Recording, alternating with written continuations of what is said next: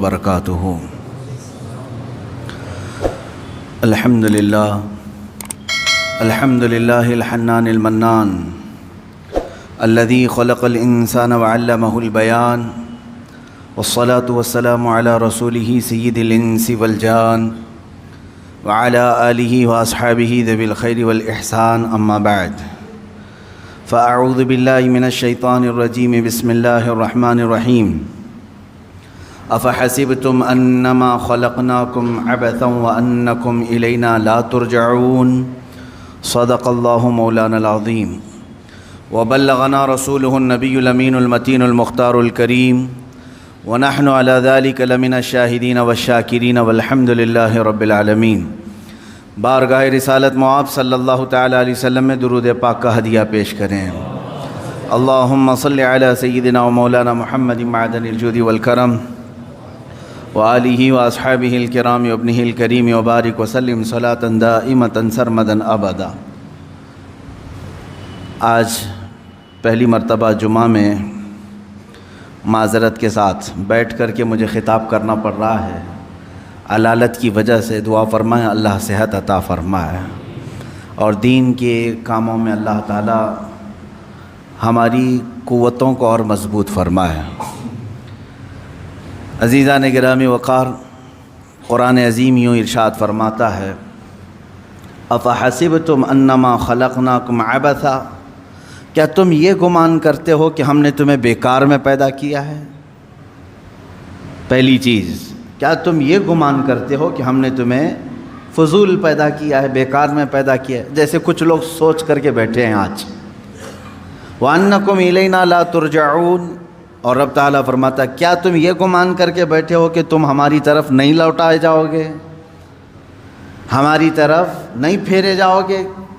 کیا تم یہ دو چیزیں سوچ کر کے آج بیٹھے ہو؟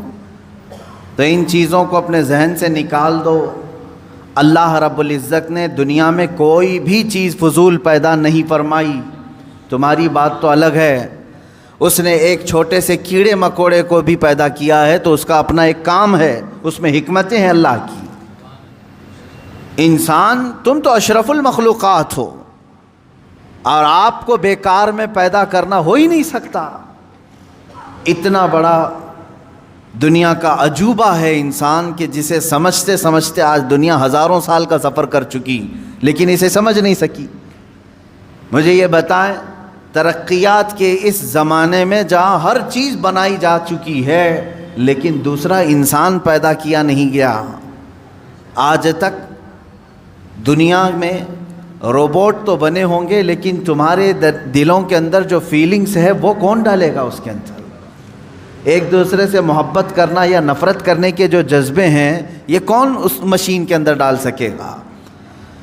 انسان کو تو اللہ تعالیٰ نے بیکار میں نہیں بنایا، یہ ایک ایسا عجوبہ ہے کہ دنیا کی ساری مخلوقات جتنی بھی اللہ رب العزت کی ہیں ان میں افضل اسے بنایا ہے۔ جب افضل چیز کو کوئی اس طرح سے بیکار میں نہیں چھوڑتا دنیا میں، تمہارے پیدا کرنے کا کوئی تو مقصد ہوگا، کیوں تمہیں دنیا میں بھیجا گیا ہے؟ پہلی چیز یہ ہے کہ بعض لوگ یہ گمان کر کے بیٹھے ہیں میں تو ایسے ہی بیکار میں پیدا کیا گیا ہوں۔ وَأَنَّكُمْ إِلَيْنَا لَا تُرْجَعُونَ، اللہ رب العزت فرماتا ہے کیا تم یہ سوچ کر کے بیٹھے ہو کہ ہماری طرف نہیں لوٹائے جاؤ گے؟ جو من میں آ رہا ہے وہ کرتے جا رہے ہو، کیا تمہارے ذہن میں یہ بات نہیں کہ مجھے ایک دن لوٹ کر کے اس بارگاہ میں جانا ہے جس نے مجھے پیدا کیا ہے؟ یہ دو چیزیں اگر کسی ذہن میں آ جائیں، میں سمجھتا ہوں کہ اس نے اپنی زندگی کی پوری نصیحت حاصل کر لی۔ پہلی چیز، اسے یہ معلوم ہو کہ میں کیوں پیدا کیا گیا ہوں۔ دوسری چیز، اس کے ذہن میں یہ یقین ہو جائے کہ مجھے لوٹایا جائے گا، مجھے لوٹایا جائے گا، ایک جگہ مجھے کھڑا کیا جائے گا، وہ آخری دن ہوگا۔ تو یہ دو چیزیں جس ذہن میں بیٹھ گئیں، نقش ہو گئیں، میں سمجھتا ہوں پھر مزید اسے تقریروں کی بھی ضرورت نہیں ہوگی، مزید اسے نصیحت کی بھی ضرورت نہیں ہوگی۔ اسی لیے میرے آقا صلی اللہ تعالیٰ علیہ وسلم نے ارشاد فرمایا کہ تمہارے درمیان دو نصیحت کرنے والے ہمیشہ رہیں گے، سمجھانے والے ہمیشہ رہیں گے، ایک قرآن پاک ہے اور دوسرے موت تمہیں سمجھاتی رہے گی کہ ہر ایک کو لوٹنا ہے اللہ کی بارگاہ میں۔ ہر ایک کو پلٹ کر کے جانا ہے رب ذوالجلال کی بارگاہ میں۔ اور پھر بزرگوں نے یہ روایات میں بیان فرمایا، جس بندے کو یہ دو چیزیں سنوار نہیں سکی، تیسری کوئی چیز اسے سدھارے گی بھی نہیں۔ موت لوگوں کی دیکھتا ہے، جنازے اٹھاتا ہے، اپنے ہاتھوں سے دفن کرتا ہے، مٹی ڈال کر کے آتا ہے، پھر اس کے ذہن میں یہ بات کیوں نہیں آتی کہ مجھے بھی اسی مقام پر آنا ہے، مجھے بھی اپنا پورا سفر طے کر کے یہیں آنا ہے۔ اب یہاں پر میں ایک مختصر سی مثال دوں گا۔ مجھے یہ بتائیں، ہبلی ریلوے اسٹیشن پر ٹرین رکی ہوئی تھی، کوئی بندہ جلدی سے چڑھ کر کے بیٹھ گیا ہے۔ ہم نے اس سے پوچھا کہاں جا رہے ہو؟ کہا پتہ نہیں ہے، معلوم نہیں ہے۔ کہاں سے آئے ہو؟ کہا معلوم نہیں مجھے، وہ بھی نہیں معلوم۔ تو آپ کی نظر میں ایسا بندہ کیا ہوگا؟ پاگل ہی تو ہوگا۔ بیچارے کو یہ بھی نہیں معلوم کہاں سے آیا ہے، اور زبردستی چڑھ کے بیٹھ گیا ہے، اسے یہ بھی نہیں معلوم ٹرین جا کہاں رہی ہے۔ دنیا میں یہ دو چیزیں جسے نہیں معلوم اسے بیوقوف نہیں، مہا بیوقوف کہیں، جسے یہ معلوم نہیں کہ وہ کہاں سے آیا اور کہاں جا رہا ہے۔ سفر یوں ہی نہیں ہوتا، آپ ایک بس میں بھی بیٹھتے ہیں تو پوچھ کر بیٹھتے ہیں کہ یہ کہاں جا رہی ہے۔ ہر ایک انسان کو اپنی منزل معلوم ہے۔ اے انسانوں، تمہیں اپنی اس پوری لائف کی ڈیسٹینیشن کیوں نہیں معلوم کہ تمہیں کہاں تک جانا ہے، تمہیں کہاں تک پہنچنا ہے؟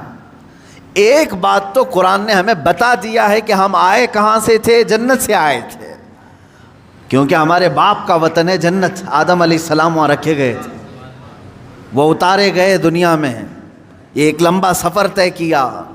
ہم دنیا میں آئے ہیں جنت سے، ہماری روحیں جنت سے آئی ہیں۔ ہمیں ہمارا اوریجن تو معلوم ہے کہ کہاں سے آئے ہیں، لیکن اکثر یہاں بھول گئے، غلط ٹرینوں میں چڑھ گئے، انہیں معلوم ہی نہیں ہے جانا کہاں ہے۔ آج اگر تم نے طے نہیں کیا کہ جانا کہاں ہے تو زندگی تمہیں ایسے چوراہے پر لے جائے گی جہاں تم گمراہ ہو جاؤ گے، تمہیں پتہ بھی نہیں چلے گا۔ اب مثال کے طور پر اور ایک بات میں بتا دوں، مسجد سے نکلتے ہی اگر تم نے ارادہ کر لیا کہ مجھے درگاہ حضرت سید فتح شاہ رحمۃ اللہ علیہ میں حاضری دینا ہے، مسجد کے قدم باہر نکالتے ہی تمہارا ارادہ ظاہر ہو گیا، تم نے یہ ارادہ کر لیا، تو اب یہ تمہارا ارادہ تمہیں سیدھے اسی روڈ پر لے جائے گا جو درگاہ تک کی طرف جا رہا ہے۔ لیکن تم یوں ہی اندھا دھند چلتے رہے، کہاں جانے کا ہے سوچا ہی نہیں، تو مسجد سے باہر نکلنے کے بعد کیا کرتے ہو؟ ہوٹل میں گھس گئے، دکان میں کھڑے ہو گئے، کسی شو روم میں چلے گئے، دوستوں سے بات چیت کرتے رہے، شام ہو گئی، کیونکہ ارادہ ہی نہیں تھا جانا کہاں ہے۔ تھک گئے تو سونے کا بستر ڈھونڈ لیا۔ اتنا ہی ہوگا تمہاری لائف میں بھی، یہی ہے میرے عزیز۔ زندگی اسی طرح ہے کہ تم نے اگر آج طے نہیں کیا کہ ہمیں جانا کہاں ہے تو اسی طرح بھٹکتے رہو گے، کبھی پان کی دکان، کبھی ہوٹل کی چائے کی کٹے، اور یہ تمام چیزیں تو ٹھیک ہے، لیکن انسان ایسا بھٹکتا ہے کہ اسے پتہ ہی نہیں چلتا کہ مجھے کس جگہ پر کھڑا ہونا ہے۔ آج یہ طے کر لو کہ میری منزل اللہ کی جنت الفردوس ہے۔ جب تم نے یہ طے کر لیا تو تمہارا یہ ارادہ ٹھیک تمہیں اسی راستے پر چلائے گا۔ انسان کا مضبوط ارادہ اسے اس کے راستے پر لے آتا ہے، اللہ کی ہدایت بھی ہو۔ لیکن سوچا ہی نہیں، کبھی آج تک سوچتا ہی نہیں میں کہ مجھے جانا کہاں ہے، یہ معلوم نہیں۔ پوچھو پکڑ کر کے کسی کو، روزانہ صبح ہو رہی ہے شام ہو رہی ہے، صبح ہو رہی ہے شام ہو رہی ہے، زندگی کا سفر کٹ رہا ہے، یہ کہاں تک جائے گا؟ اکثر تو یہ کہیں گے جیسے چل رہا ہے چلنے دو، ہمیں کیا معلوم کہاں تک یہ زندگی لے جائے گی۔ میرے عزیزو، زندگی کہاں لے جائے گی؟ تم اسی طرح پنچر گاڑی میں بیٹھو گے تو پتہ نہیں کہیں پر بھی ٹائر پھٹے گا، اور ایسے ہی ہوتا ہے جیسے آپ یہاں سے نکلے اور ڈیسٹینیشن معلوم نہیں تھا، زندگی بھر گھومتے رہے اور جب تھک گئے تو قبرستان میں سو گئے، تمہیں اٹھا کر کے سلا دیا گیا، ہو گئی زندگی ختم ہو گئی۔ لیکن وہ بندہ جسے اپنا ڈیسٹینیشن معلوم ہے، جسے اپنی منزل معلوم ہے، جسے اپنا گھر معلوم ہے، وہ بھٹکتا نہیں، اسی راستے پر چلتا ہے۔ میرے پاس ٹائم کم ہے، مجھے جانا یہاں تک ہے، وہ تیزی سے دوڑتا ہے یا سواری ملے تو اس پہ سواری پہ بیٹھ جاتا ہے۔ اب مجھے یہ بتائیں، تمہارے آپ کے ارادوں میں یہ ہے کہ یہاں سے مجھے اجمیر شریف جانا ہے، آپ کے پاس فقط 2 دن کا وقت ہے، آپ کوئی انتظام نہیں تھا، پیدل ہی نکل پڑے، تھوڑی دیر کے بعد دوڑنے لگے کہ نہیں 2 ہی دن کا ٹائم ہے، جلدی پہنچنا ہے۔ اس کے بعد پھر کوئی بیل گاڑی آئی، اس میں چڑھ گئے، جا رہی ہے یہ مجھے جہاں تک لے جائے، مجھے فاسٹ ہونا ہے۔ تھوڑی دیر کے بعد کوئی بائک والا آیا، وہ لے کے گئے، تھوڑی دیر کے بعد بس آئی، اس میں چڑھ گئے، تھوڑی دیر کے بعد ٹرین مل گئی، اس میں چڑھ گئے۔ یعنی آپ اس راستے پر ہر فاسٹ جانے والی چیز کو ڈھونڈ رہے ہیں اور بڑھتے جا رہے ہیں، کیونکہ 2 دن کا ٹائم ہے، اور بڑھتے بڑھتے اتنی تیزی سے پہنچ گئے کہ وقت سے پہلے آپ اجمیر معلیٰ پہنچ گئے۔ یہ زندگی کی دوڑ ہے میرے عزیزو۔ تمہارے لیے اگر جنت کا فیصلہ ہو چکا ہے آپ کے ذہن میں کہ مجھے جانا وہیں پر ہے، تو میں یہ بتاتا ہوں زندگی بہت شارٹ ہے تمہارے پاس، بہت مختصر ہے، بہت تیزی سے تمہارے دن گزر رہے ہیں، تمہیں لوٹایا جائے گا اللہ کی بارگاہ میں، اور اس راستے پر تم تیزی سے چلو، اس لیے کہ ٹائم کم ہے، اور جنت کا ٹکٹ کسے ملتا ہے یہ بھی بتا دیا گیا ہے۔ تمہاری نمازیں کمپلیٹ ہو، جلدی سے اس کی طرف توجہ کر لو، تمہارے روزے باقی نہ رہیں، اس کی طرف لگ جاؤ، تمہاری زکوٰۃ کوئی قضا نہ رہ جائے، اس کی طرف لگ جاؤ، حج اگر فرض ہو چکا ہے تو فوراً چلے جاؤ، اس لیے کہ وقت تمہاری زندگی میں بہت کم ہے۔ اور جسے یہ معلوم ہو کہ میرے مختصر وقت میں مجھے سب کرنا ہے، میں سمجھتا ہوں وہ اپنی زندگی کو عیاشیوں میں نہیں گزارتا، فالتو اور ضائع اوقات اپنی زندگی کو نہیں خرچ کرتا۔ عزیزان گرامی وقار، آیت کریمہ پھر سے میں پڑھتا ہوں، اللہ رب العزت ارشاد فرماتا ہے، افحسبتم انما خلقناکم عبثا، کیا تم یہ گمان کر کے بیٹھے ہو کہ ہم نے تمہیں بیکار میں پیدا کیا ہے؟ عزیزان گرامی وقار، ایک جو چھپکلی ہوتی ہے، ایک کاکروچ سمجھ لیں، جھینگر، اس کو بھی اللہ نے بیکار میں نہیں بنایا، اس کے وجود کا کوئی نہ کوئی مقصد ہے، لاکھوں اس کی مخلوقات ہیں، ہر ایک کے پیدا کرنے میں کوئی نہ کوئی حکمت ہے جو پیدا کرنے والا جانتا ہے۔ اب تم جیسی مخلوق کو، ہم جیسی مخلوق کو اللہ کیا بیکار پیدا کیا ہے؟ اگر تمہارا یہ ارادہ ہے کہ ہمیں بیکار نہیں پیدا کیا گیا ہے، تو پھر اپنا وقت بیکار کیوں ضائع کرتے ہو؟ اپنے اوقات کو فضول کیوں برباد کرتے ہو؟ اس وقت کو وہ بندہ فضول نہیں خرچ کرے گا جو یہ گمان کرتا ہے کہ اللہ نے مجھے بیکار میں نہیں بنایا، مجھے بیکار میں نہیں پیدا کیا ہے۔ اے عزیزو، اللہ تبارک و تعالیٰ نے مقصد زندگی بھی ہمیں دوسری جگہ پر بیان کر دیا کہ تمہیں پیدا کرنے کا مقصد کیا ہے۔ وَمَا خَلَقْتُ الْجِنَّ وَالْإِنسَ إِلَّا لِيَعْبُدُونِ، میں نے جنات اور انسان کو صرف اس لیے پیدا کیا ہے کہ وہ میری عبادت کریں۔ تم پیدا کیے گئے ہو رب کائنات کی عبادت کے لیے۔ یہ کیسا بھولا انسان ہے، اس ایک چیز کو چھوڑ کر کے ساری چیزیں کرنے لگ گیا، جس کے لیے پیدا کیا گیا تھا وہی چھوڑ دیا۔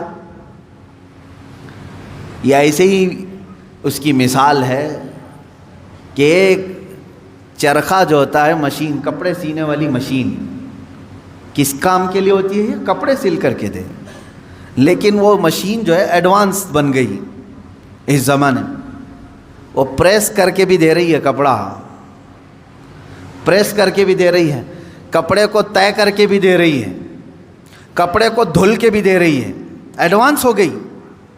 سلائی مشین کی بات کر رہا ہوں میں، فار ایگزامپل میں مثال بتا رہا ہوں، پریس کر کے بھی دے رہی ہے، دھلائی کر کے بھی دے رہی ہے، طے کر کے بھی دے رہی ہے، سکھا کر کے بھی دے رہی ہے، لیکن ایک کام نہیں کر رہی ہے، کپڑا نہیں سل پا رہی ہے، کپڑا سل نہیں پا رہی ہے۔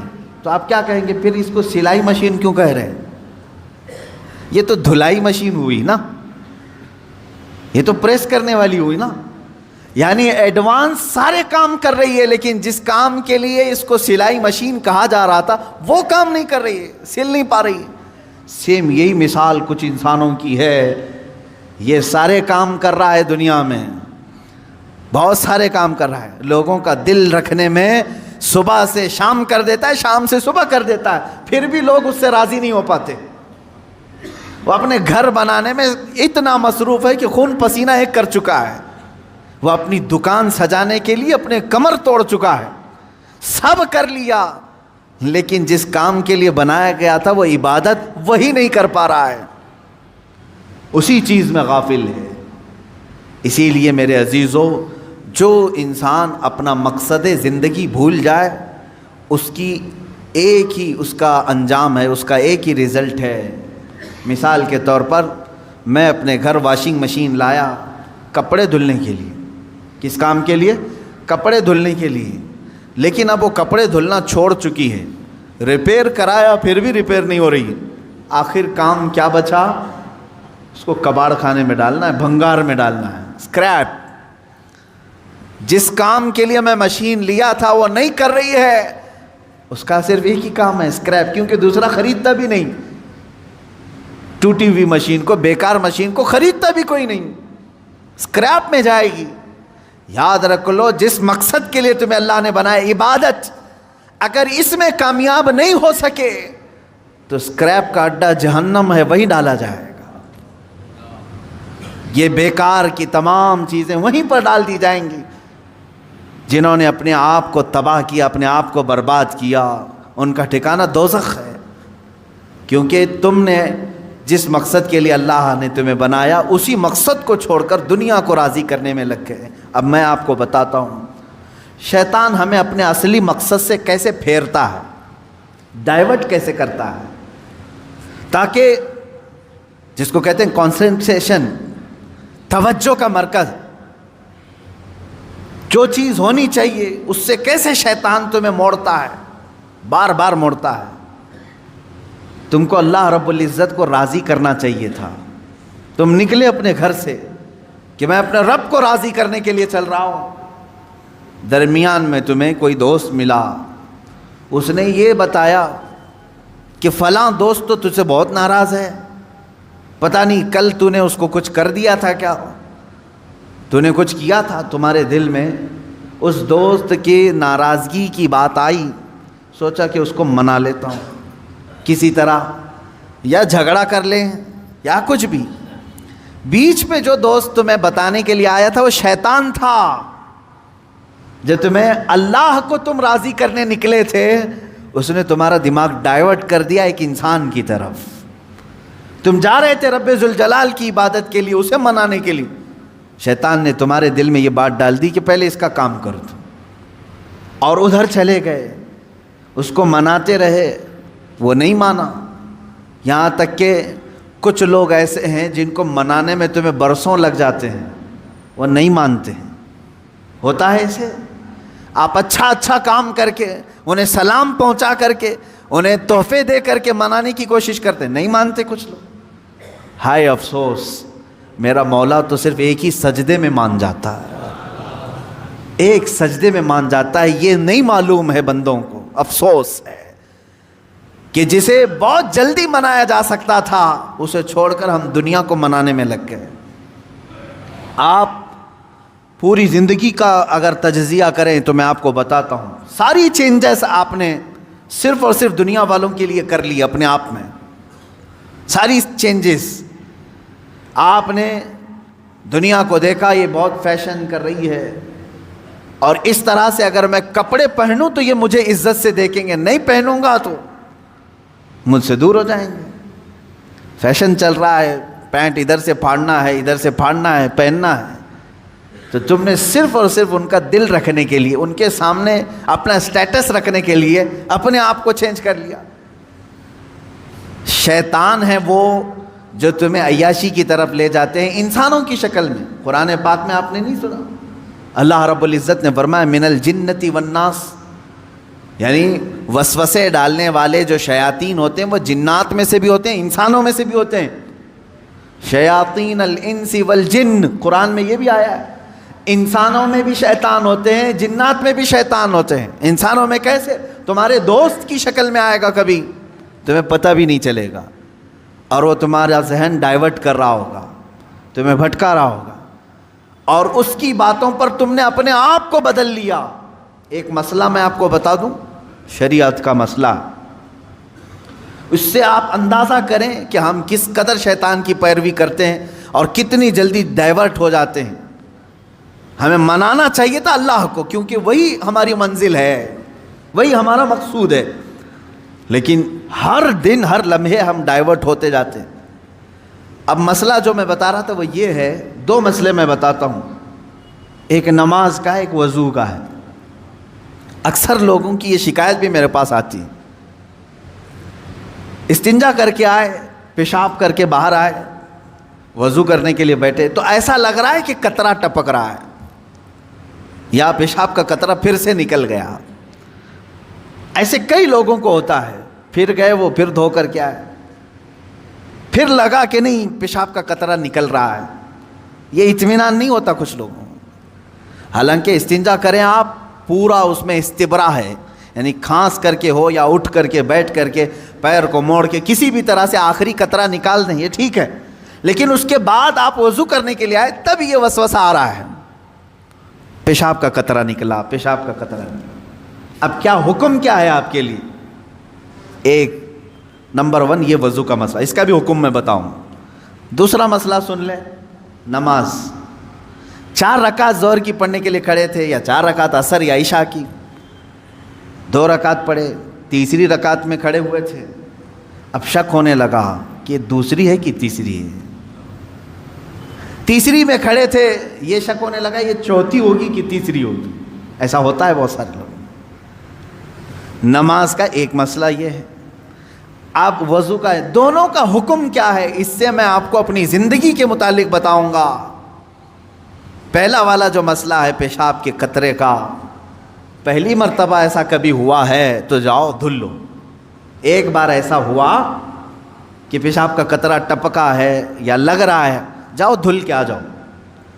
پھر ایک مرتبہ ایسا ہوا ہے کہ وضو کرنے بیٹھا ہوں, ایسا لگا کہ پیشاب کا قطرہ ٹپک گیا, جاؤ دھل کے آؤ اور اتنا حصہ جہاں کپڑے میں لگا اس کو بھی دھل لو. تیسری مرتبہ بھی ایسا ہوا ہے, دھل لو. اب اس کے بعد شریعت کہتی ہے اب نہیں جانا اس کے بعد. اب وضو کے لیے اگر بیٹھو گے, تمہیں لگ رہا ہے کہ پیشاب کے قطرے ٹپک رہے ہیں, ٹپکنے دو. تم پانی لے لو ایک چلو میں اور اس جگہ پر چھڑک دو پانی. پانی وہاں پر اس کپڑے کے اوپر چھڑک دو. کیوں؟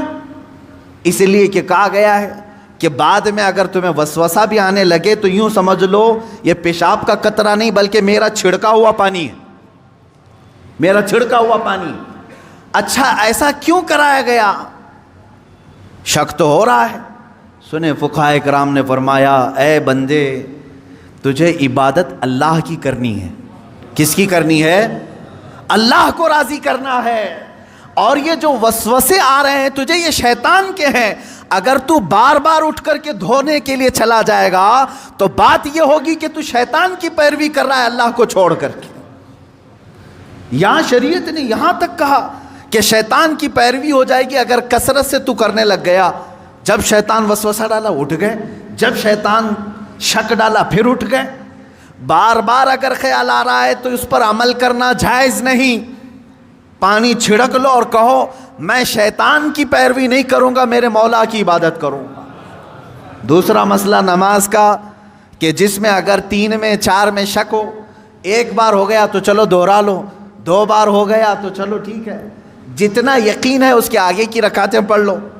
اب اگر بار بار ایسا شک ہوتا ہے تو فرمایا گیا اپنی نماز ویسی ہی کمپلیٹ کرو, اس لیے کہ یہ شیطان تمہیں وسوسے ڈال رہا ہے. اگر تم اس کے وسوسوں کی طرف جاؤ گے تو یہاں ہوگا یہ کہ تم شیطان کی پیروی میں لگ گئے. حقیقت میں نماز تو رحمان کی عبادت ہے. آپ سمجھ رہے ہیں؟ یہ 2 مسئلوں سے میں تمہیں بتاؤں گا میرے عزیزو. پوری زندگی بھر شیطان اسی طرح سے کرتا ہے, تو میں اپنے اصلی مقصد سے ڈائیورٹ کر کے کسی عام فضول چیز میں لگا دیتا ہے, فضول چیز میں لگا دیتا ہے. اسی لیے اب جیسے کسی نے اپنے پورے گھر کی فکر میں, اپنی جائیداد کی فکر میں پوری زندگی ختم کر دی, اسے معلوم ہی نہیں کتنے دن رہنے والا تھا, کتنی عمارتیں بنا رہا ہے, کتنی چھتیں قائم کرے گا. اے بندے تیری زندگی لمبی سے لمبی جاتی تو 70-80 سال کی، تو بنا ہی رہا ہے 30-40 سال کی عمر میں، بچے ہیں تیرے پاس 25-30 سال، ان 25-30 سالوں کے لیے تو نے اپنی پوری زندگی جھونک دی، صحت و طبیعت سب برباد کر ڈالی۔ لیکن جہاں 100 سال سونا ہے کہ 200 سال کہ 500 سال کہ 1000 سال، ہمیں معلوم نہیں قبرستان میں کتنا سونا ہے، وہاں کے لیے بندہ ایک رات کی بھی عبادت کرنے کو تیار نہیں، ایک تسبیح گھمانے کو بھی تیار نہیں، وہاں کی عمارت تیار کرنے کو بندہ تیار نہیں۔ یہ شیطان ڈائیورٹ کر چکا ہے تمہیں، تمہاری اصلی منزل تو وہ تھی، تمہیں لگا دیا کسی اور کام میں، تمہیں لگا دیا کسی اور کام میں۔ عزیزان گرامی، اسی لیے تو شاعر نے کہا تھا، آگاہ اپنی موت سے کوئی بشر نہیں، سامان 100 برس کا ہے پل کی خبر نہیں، 100 برس کے پلان ہے پل کی خبر نہیں۔ تو شیطان اس طرح سے جو ہر زندگی میں ڈائیورٹ کرتا ہے۔ اب میں آپ کو بتاؤں ایک چیز، جن چیزوں کو ہم سمجھتے ہیں کہ یہی کل ہے دنیا میں، نوجوان یہ سمجھتا ہے کہ ایک خوبصورت لڑکی مل جائے پوری زندگی ہے، دیکھو اسی پر تو شعر و شاعری کرتا ہے، اسی پر تو پوری محبت کے نغمے گاتا ہے، اسے معلوم نہیں کتنے دن کیا یہ عائش ہے۔ اور کچھ لوگ یہ سمجھتے ہیں کہ مال، گاڑی، کار، بنگلہ ہو جائے یہی سب کچھ ہے۔ تقریباً انہی میں ہم سب دوڑ رہے ہیں، انہی میں ہم دوڑ رہے ہیں۔ ایک بادشاہ نے اعلان کیا کہ آج میری عنایتوں کا دریا جوش میں ہے، میں خوب عطا کروں گا۔ لوگوں کو بلایا، ایک کوئی بندہ ایسا آ جائے جس کے لیے میں کہتا ہوں اپنے ہاتھ میں ایک چھڑی لے لے، لکڑی لے لے، اور وہ زمین پر دائرہ کھینچتا جائے صبح فجر کے بعد۔ اب وہ دائرہ کھینچتا کھینچتا سورج کے ڈوبنے سے پہلے پہلے تک جتنا دائرہ کھینچ لے گا وہ پوری زمین اس کے نام پہ کر دوں گا۔ دن بھر میں آپ کتنے ایکڑ کھینچ لیں گے؟ اگر فری میں مل رہا ہے تو کون چھوڑے گا؟ دائرہ کھینچنے کے لیے کہا کہ جو لکیر سے سرکل بنا لے، جتنا بنا لے گا، لیکن ٹائم ہے سورج ڈوبنے سے پہلے پہلے تک۔ اس میں سے ایک وزیر یا ایک سپاہی آگے آیا اور اس نے اپنے ہاتھ میں چھڑی لے لی، بادشاہ سلامت مجھے اجازت دے دے۔ اور بادشاہ نے کہا کہ اگر سورج ڈوب گیا تو پھر ایک بالشت زمین بھی نہیں دی جائے گی، یعنی 1 فٹ زمین بھی نہیں دی جائے گی۔ ہاں، سورج ڈوبنے سے پہلے پہلے تک یہاں پر دائرہ مکمل کر۔ اب وہ نکلا چھڑی لے کر کے، لکیر کھینچتے کھینچتے، اسے بہت بڑی زمین چاہیے تھی، اتنی بڑی کہ اس سلطنت میں کسی کی نہ ہو، جب فری میں مل رہی، کھینچتا کھینچتا وہ گیا، کافی دور تک چلا گیا، دوپہر ہو گئی، تھک گیا، کچھ دوڑا کچھ چلا۔ اب جب دوپہر ہو کر سورج ڈھلنے لگا تو اس نے سوچا واپس ہو جاتے، چونکہ جہاں سے میں دائرہ کھینچا ہوں وہاں تک لا کر کے لکیر کو ملانا ہے، اتنی زمین میرے نام پہ۔ اب واپس ہوا، اب یہ کتنے کلومیٹر کی زمین گھیرا تھا واللہ عالم، دوڑا تھا اس نے صبح سے لے کر دوپہر تک، نہ کھانا ہے نہ پانی ہے، دوڑ رہا تھا۔ دوڑتے دوڑتے سورج پیلا ہو گیا، عصر کا وقت آ گیا۔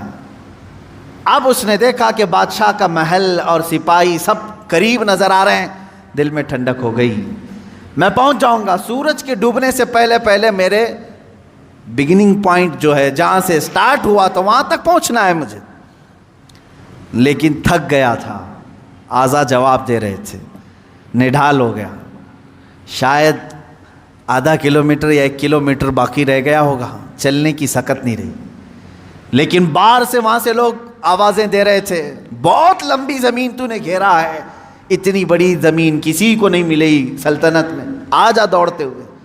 کچھ لوگوں نے ہمت دکھائی، حوصلہ دلایا، دوڑا اور تیزی سے دوڑا، پھر دوڑا، سورج ڈوبنے کے بالکل پاس میں آ گیا، سورج غروب ہونے کے لیے بس آدھا سورج اندر جا چکا تھا، اور اس کا پوائنٹ جہاں سے شروع کیا تھا وہ بھی قریب نظر آ رہا تھا، وہ بھی قریب نظر آ رہا تھا۔